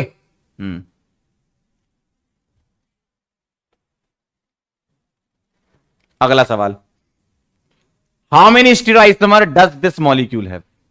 जब कभी भी आपसे ऐसा पूछा जाए, ध्यान सुनना, total number of stereoisomers, total number of stereoisomers अगर पूछा जाए तो ये होता है 2 की पावर n। और यूजुअली आपसे अनसिमेट्रिकल मॉलिक्यूल में ही पूछते हैं, जैसे इस टाइप का देखो। इसमें क्या है देखना ध्यान से, ये वाला डबल बॉन्ड जीआई एग्जिबिट कर रहा है, ये तो ये जीआई एग्जिबिट कर रहा है, और ये कायरल कार्बन भी है, देखो इस कार्बन पे एच बी आर मिथाइल, और ये पूरा ग्रुप अलग है। तो जब कभी भी जीआई प्लस ओआई दोनों हो रहे हो तो हम एन यहां पर पता क्या लिखते हैं? हम यहां एन लिखते हैं stereogenic area, stereogenic area for GI, ठीक है, ये लिख लिया करो, प्लस कायरल कार्बन्स। तो स्टीरियोजेनिक एरिया का कितने हैं? इसको मैं एक एरिया बोलूंगा, ठीक है, और ये क्या कायरल कार्बन हो गया, तो एन कितना आ गया? 1+1, एक एरिया और एक कायरल कार्बन 2 आ गया, तो टोटल स्टीरियोआइसोमर 2 की पावर 2 आ जाएगा, कितना? 4। ऐसे लिखना है। तो स्टीरियोजेनिक एरिया मतलब जहां पर जीआई का एग्जिबिशन हो रहा है वो एक ले लो, और एक कायरल कार्बन ले लिया मैंने, तो सम 2 हो गया, 2 की पावर n यानी कि 2 की पावर 2 मतलब 4, ठीक है। पॉज करके नोट कर लो। तो कभी अगर तुमसे ऐसा पूछे तो आप आंसर कर सकते हो, एक काम करो, इसका आंसर लगा लो, चेन्नई आंसर आएगा। तो ध्यान रखना, स्टीरियो आइसोमर पूछे तो 2 की पावर n लगा दिया करो, क्योंकि अनसिमेट्रिकल में ही पूछेंगे तुमसे। डन, चलें आगे। वेरी गुड, अगला सवाल आ रहा है।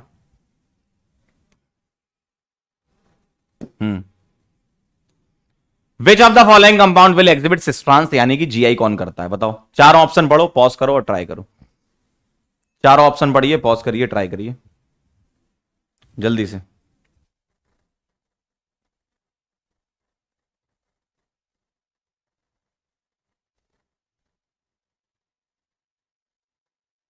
हो गया क्या?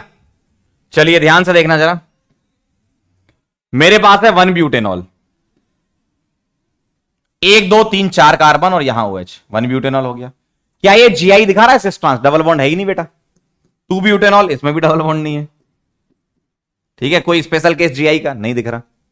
2 ब्यूटीन दिख रहा है, देखो चमकता हुआ। और अगर मैं 2 ब्यूटीन के बारे में बात करूं तो ये जीआई का एग्जिबिशन कर देगा, क्यों? देखो इस डबल बॉन्ड के अराउंड जीआई एग्जिबिट हो जाएगा, अल्काइन में तो होता ही नहीं है जीआई। तो जीआई कहां मिलेगा? इसमें मिलेगा एक सिस और एक ट्रांस, बदला बोरा जाएगा, बाकी तो ये और ये तो होगा ही नहीं, ठीक है, क्लियर एकदम। पॉज कर लो इसको और नोट कर लो। अगला सवाल, पॉज करो और ट्राई करो, पॉज करो और ट्राई करो।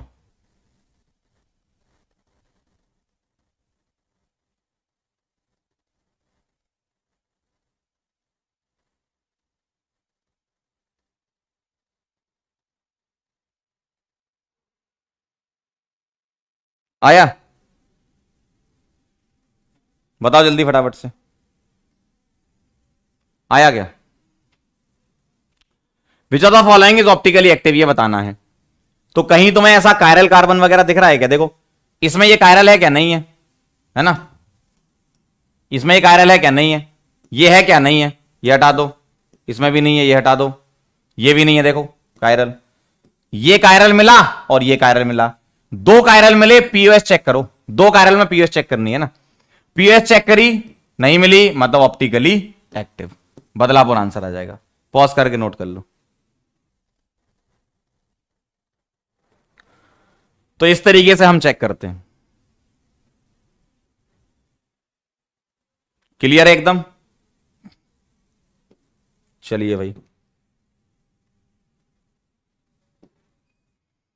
अगला सवाल ट्राई करेंगे सभी लोग, आना चाहिए आंसर।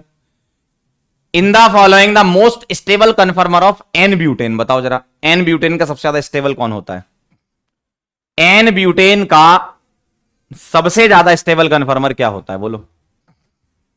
एन ब्यूटेन का सबसे ज्यादा स्टेबल कन्फर्मर एंटी, अरे याद करो, अरे यार क्या बात कर रहा हो, एंटी, गॉची, पार्सली, फुली, याद करो। हाइड्रोजन बॉन्डिंग थोड़ी है इसमें, तो एंटी कहां दिख रहा है? Chennai is the right answer, सबका ही सही होना चाहिए, है ना? Chennai is the right answer, सबका ही सही होना चाहिए। अगला, which of the following कन्फर्मर for ethylene glycol is most stable, बताओ सबसे ज्यादा स्टेबल कन्फर्मर कौन सा है? सबसे ज्यादा स्टेबल कन्फर्मर कौन सा है? जवाब दीजिए। इथिलीन ग्लाइकोल में याद करो, अब यहां हाइड्रोजन बॉन्डिंग आ गई तो गॉची, फिर गॉची के बाद एंटी, फिर पार्सली इक्लिप्स्ड और सबसे लास्ट में फुली इक्लिप्स्ड। तो गॉची वाला चेक करो कौन सा है। चेन्नई दिख रहा है, देखो 60 डिग्री पर हाइड्रोजन बॉन्डिंग होगी। क्लियर है एकदम? क्लियर है एकदम? ठीक है, डन। चलो भाई, हो गया, सबसे बन गया। अगला सवाल, find the number of stereo isomer of 1,2 dihydroxy cyclopentane. आइए जरा, साइक्लोपेंटेन क्या है मेरे पास? ये एक यहां OH लगा दिया और एक यहां OH लगा दिया, 1,2 डाइहाइड्रोक्सी हो गया। ठीक है भाई, बताओ क्या ये कायरल कार्बन है? Yes sir. क्या ये कायरल कार्बन है? Yes sir. क्यों? यहां पर एक H होगा, यहां भी H होगा, और ये सिमेट्रिकल मॉलिक्यूल है। कायरल कार्बन के साथ सिमेट्रिकल मॉलिक्यूल है ना? और मॉलिक्यूल में सिमेट्री होती है, कायरल कार्बन होता है, तो टोटल स्टीरियो आइसोमर कितने होते हैं? 2 की पावर p टोटल स्टीरियो। अब देखो यहां पर तुम्हारा डबल बॉन्ड वाला Gi तो है नहीं, तो स्टीरियो का मतलब यहां कायरल कार्बन के थ्रू जा रहे हो, कोई डबल बॉन्ड वाला है नहीं, इसका मतलब ये ऑप्टिकल आइसोमर ही पूछ रहे हैं एक तरीके से। अगर तुमसे स्टीरियो पूछ रहे हैं, सिर्फ कायरल कार्बन है, डबल बॉन्ड नहीं है, तो हमें सिर्फ ऑप्टिकल आइसोमर्स ही लेने हैं। तो टोटल ऑप्टिकल आइसोमर्स आपको बताना है कितने होंगे। तो टोटल स्टीरियो जो कि यहां पर क्या हो जाएंगे? टोटल ऑप्टिकल के बराबर।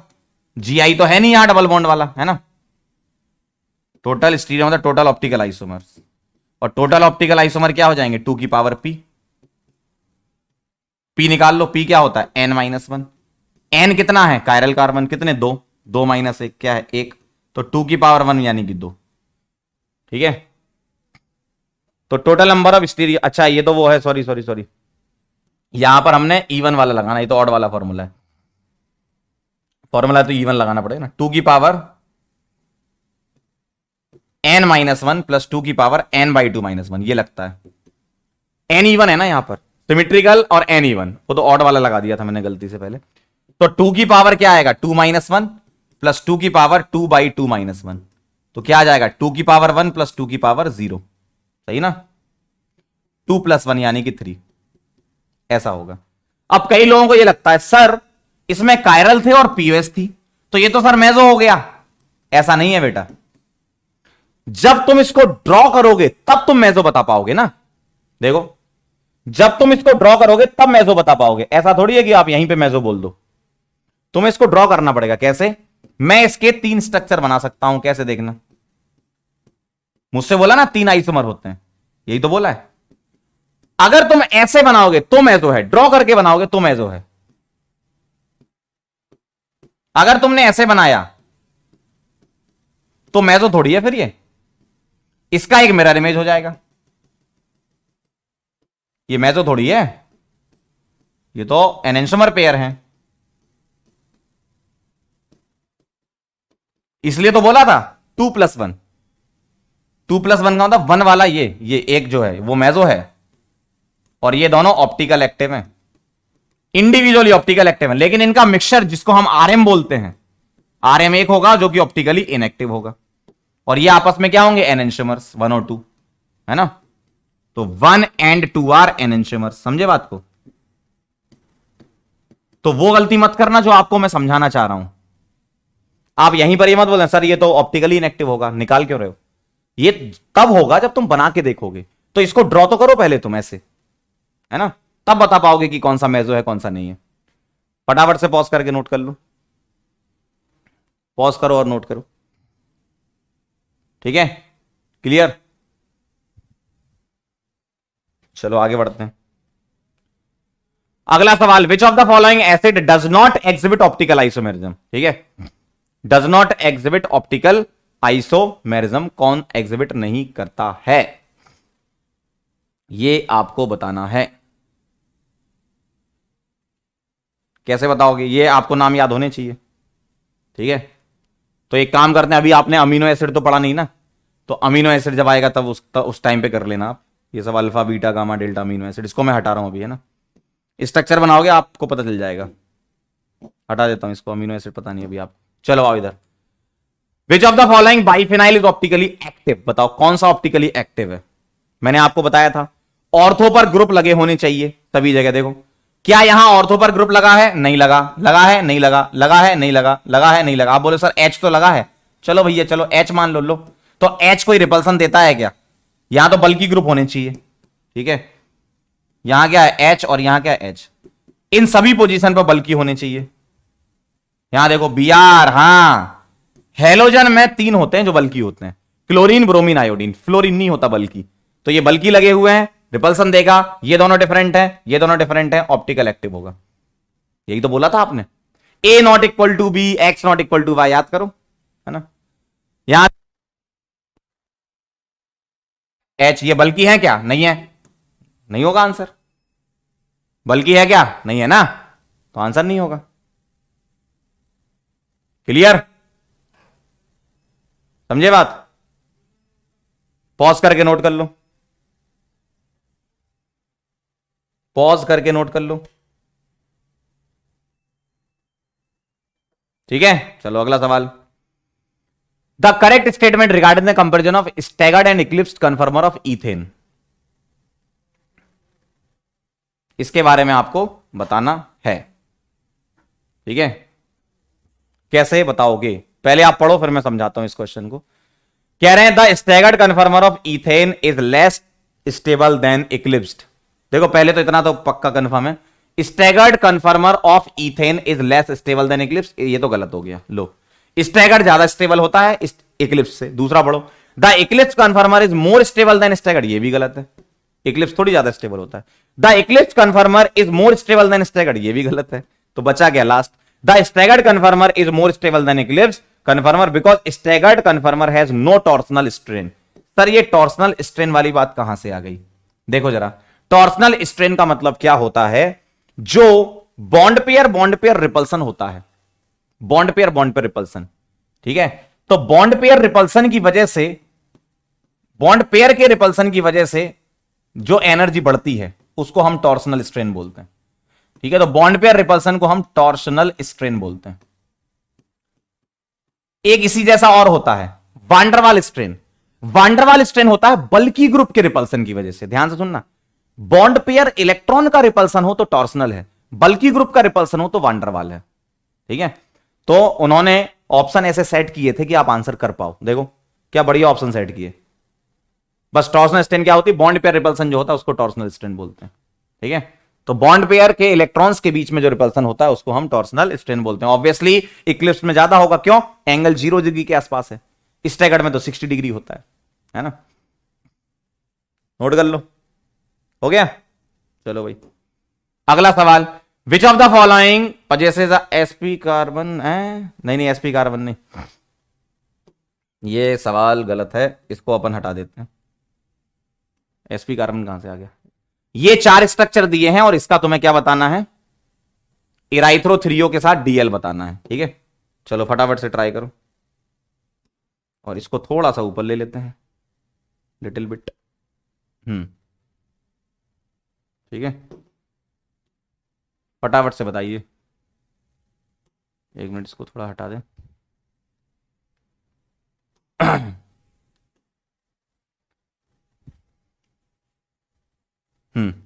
ये 4 स्ट्रक्चर दिए हैं और इन चारों ऑप्शन में से तुम्हें चुनना है।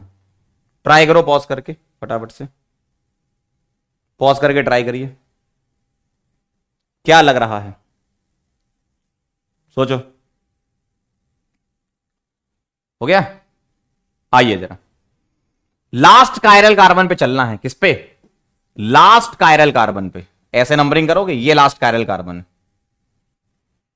नंबरिंग यहीं से करोगे आप, ये लास्ट कायरल कार्बन है, नंबरिंग यहीं से करोगे आप, ये लास्ट कायरल कार्बन है। लास्ट कायरल कार्बन कह रहा हूं, लास्ट कार्बन नहीं कह रहा, कायरल कार्बन, ये लास्ट कायरल कार्बन है। ठीक है, अब आप मुझे देखकर बताएं, क्या बताएं?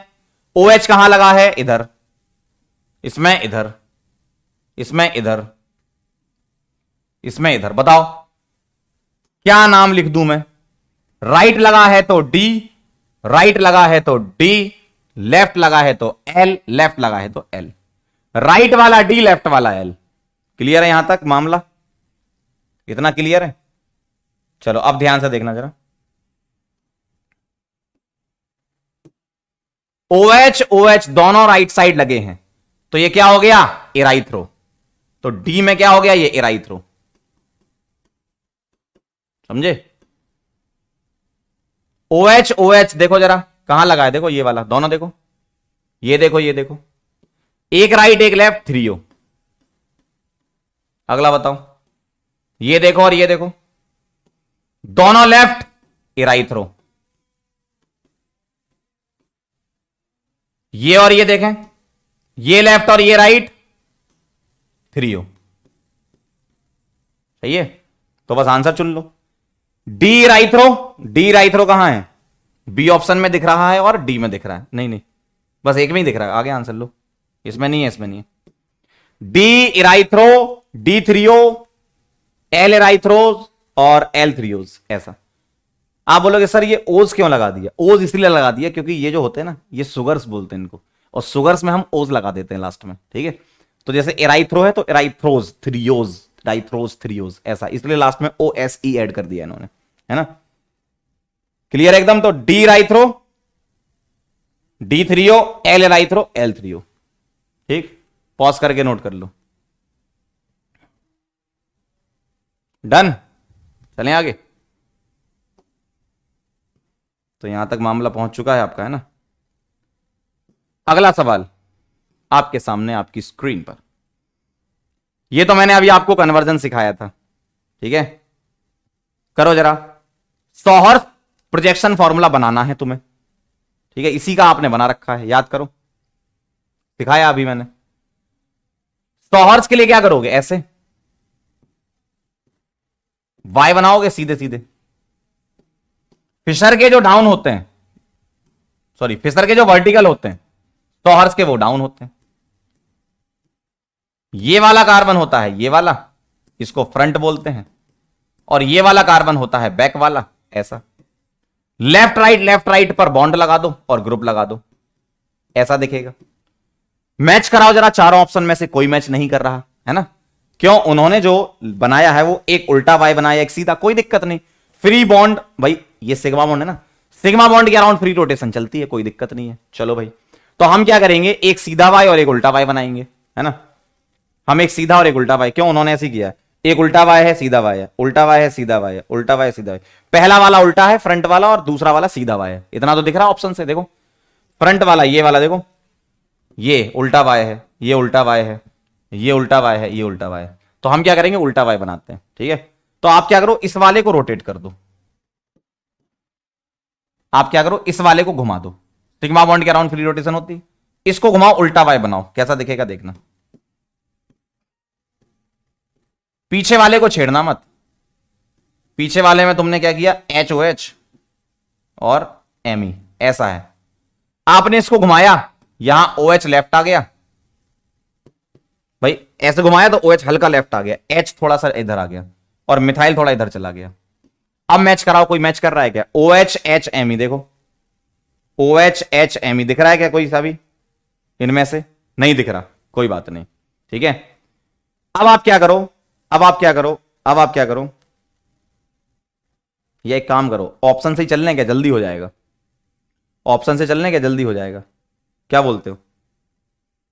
ऐसे घुमा घुमा के, मतलब फ्री रोटेशन तो घुमा घुमा के देखना पड़ेगा। चलो ऑप्शन से चलते हैं। HOH Me दूसरे वाले कार्बन पे, HOH Me फिक्स है, यहां भी HOH Me फिक्स है। तो ए ऑप्शन और बी ऑप्शन तो अपना तुरंत चेक हो जाएगा। कैसे? H O H M E fix है, तो ये फिक्स कर दो। अब तुम्हें क्या करना है, इसको तुम ऐसे घुमाओ कि ये बन जाए, उल्टा चल लो भाई, हमने सबसे पहले यही बनाया था ना। तो मैं क्या कर रहा हूं, इसको घुमा रहा हूं, कैसे, मैं इसको सीधा वाई बना रहा हूं, इसको सीधा वाई। तो इसको अगर मैं सीधा वाई बनाऊंगा और एम ई नीचे लाऊंगा तो कैसा दिखेगा, एम ई को नीचे ले आओ और सीधा वाई, ऐसा दिखेगा। ये देखो एम ई नीचे आएगा, तो अगर मैं इसको घुमाऊंगा तो एम ई नीचे, तो एच इधर आ जाएगा, ओ एच इधर आ जाएगा। सीधा करोगे इसको तो घुमाओ इसको, तो डायगोनली अपोजिट चला जाएगा ना, ऐसा देखो, ये इधर आ जाएगा, ये इधर और ये इधर, ऐसे ही होने वाला है। तो एम ई नीचे, एच इधर, ओ एच इधर। अच्छा सवाल है, ध्यान से देखना।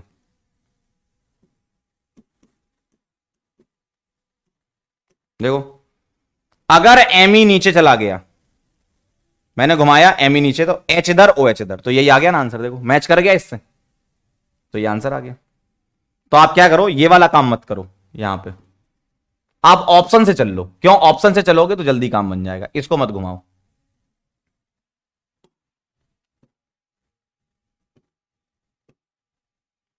आप क्या करो, ऑप्शन से चलो। तो ऑप्शन से चलने में क्या रहेगा, आपको इतना कंफर्म रहेगा कि करना क्या है, ठीक है। जैसे हमें ऐसा बनाना है, तो इसमें एमई डाउन है, तो इन सब में एमई डाउन सोचो। यहां एमई डाउन था, इस वाले एमई को डाउन ले आओ और मैच करा लो।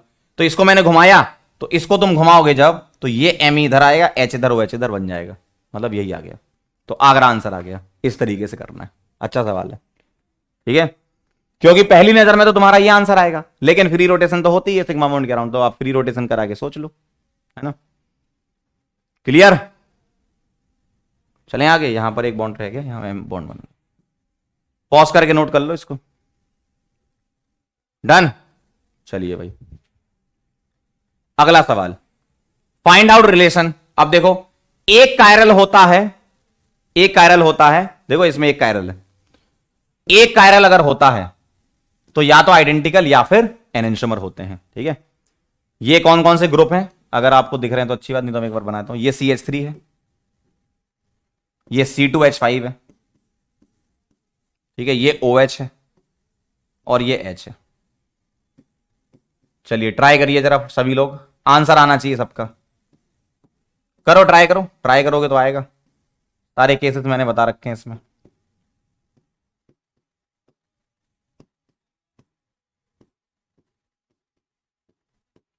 चलिए बताइए,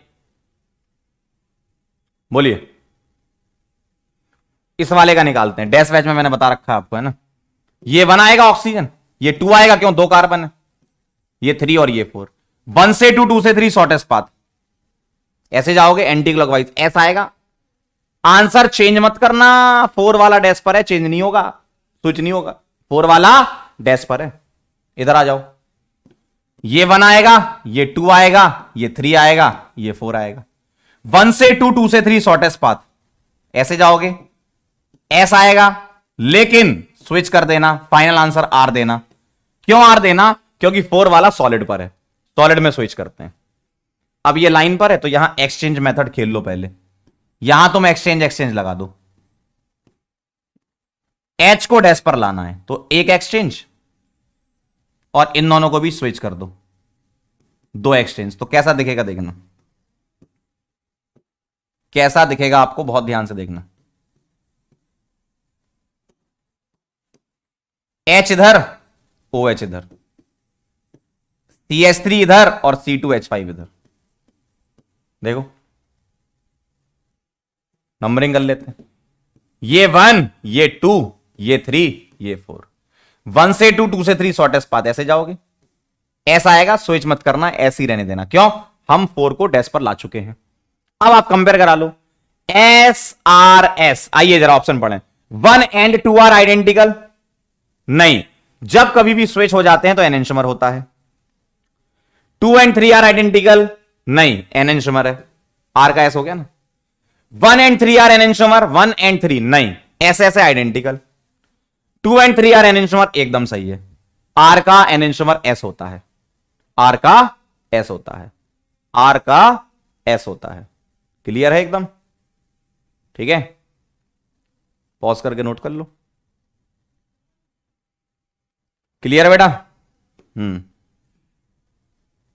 सवाल इस टाइप का आप कर चुके हो। Total number of total number of stereo isomers, आई हटा दो यहां से, है ना, स्टीरियो में ऐसे ही आता है।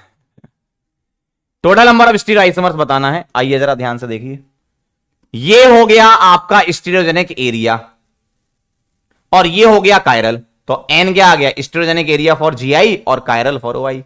तो एन आ गया 2, टोटल स्टीरियो हो गए 2 की पावर एन।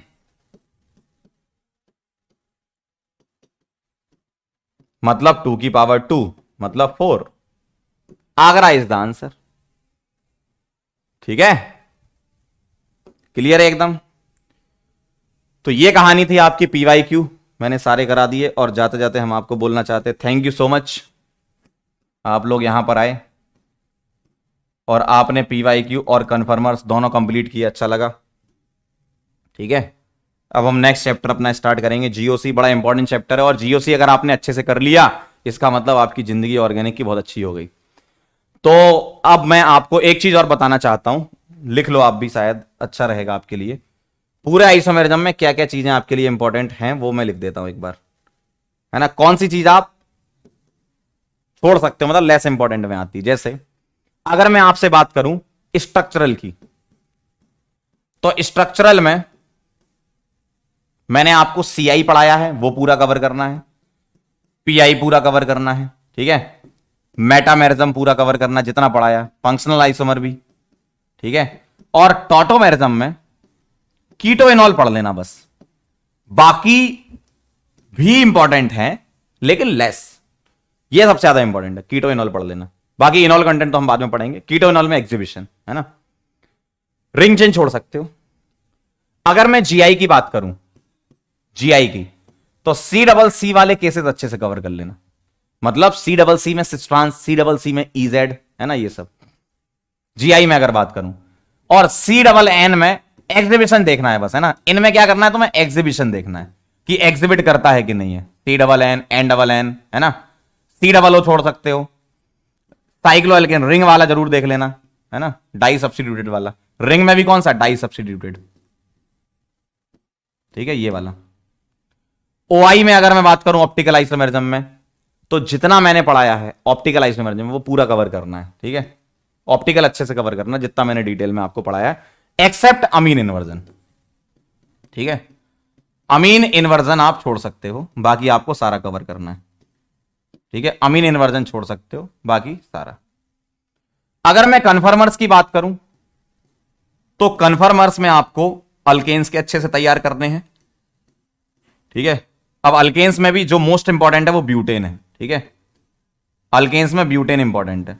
और साइक्लोहेक्सेन के बस सिर्फ कन्फर्मर, चेयर, बोट, ट्विस्ट बोट, ये सब, है ना, ठीक है। चेयर हो गया, बोट हो गया, ट्विस्ट बोट हो गया, हाफ चेयर हो गया, ये, और उनमें स्टेबिलिटी, बस इतना देखना है आपको, ठीक है। और नंबर ऑफ GIOI के फॉर्मूलेज, ठीक, नंबर ऑफ GIOI के formulas, GI and OI formula ये आपको करना है, ठीक है। तो ये सबसे ज्यादा इंपॉर्टेंट चीज है जो मैंने लिखी है ना। यहां अमीन इन्वर्जन छोड़ देना, ये सबसे ज्यादा इंपॉर्टेंट है। अगर ये हो जाए, पहले आपको इन चीजों पे फोकस करना है। अगर ये आपसे रेडी हो जाती हैं तब जाके आप फिर बाकी चीजें पढ़ना, है ना। और यहां C इन डिटेल, इसमें सिस्ट्रांस भी पढ़ना है तुम्हें, है ना,